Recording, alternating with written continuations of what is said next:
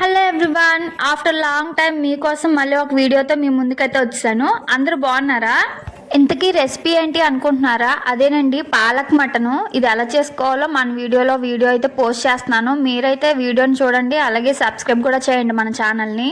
ఇక దీనికోసం పాలకూరని అయితే నీట్గా వాష్ చేసుకొని ఒక కళాయిలో వేసుకొని కొంచెం వాటర్ అండ్ పసుపు యాడ్ చేసుకొని మంచిగా బాయిల్ చేసుకోవాలి.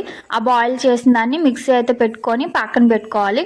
ఇంకా ఒక కళాయిని తీసుకొని దానిలో మంచిగా ఆయిల్ అయితే వేసుకొని ఫస్ట్ కొంచెం జీలకర్ర అయితే వేసుకోవాలి.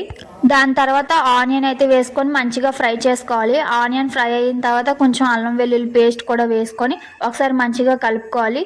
దాని తర్వాత కొంచెం టమాటా కూడా వేసుకొని కొంచెం సాల్ట్ జల్లుకొని మూత పెట్టుకోవాలి టమాటా మగ్గినంత వరకు. టమాటా మగ్గిపోయింది కదా వీడియోలో చూపిస్తున్నట్టు.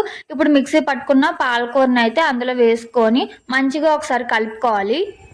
ఇక ఆలస్యం అయితే చేయకుండా మ్యారినేట్ చేసుకున్న మటన్ అయితే ఒకసారి అందులో వేసుకొని ఇంకొకసారి మంచిగా కలుపుకొని ఇందులో కొంచెం నేనైతే ధనియాల పొడి వేసుకుంటున్నాను. ఇంకా పసుపు, కొంచెం ఉప్పు, కారం కూడా వేసుకొని ఒకసారి మంచిగా కలుపుకొని మూత పెట్టుకోవాలి.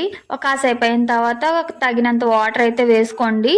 వేసుకున్న తర్వాత ఒకసారి మంచిగా కలుపుకొని మూత పెట్టుకొని కూర ఉడికినంత వరకు అయితే ఆగాలి. నాకైతే కర్రీ ఇలా ఆయిల్ తేలినంత వరకు అయితే ఉంచుకున్నాను. నాకు ఒక 10 minutes పట్టింది ఇది బాయిల్ అవడానికి. ఫైనల్గా కొత్తిమీర అయితే వేసుకొని స్టవ్ ఆఫ్ చేసుకొని సర్వ్ చేసుకుంటే సూపర్ ఉంటుంది.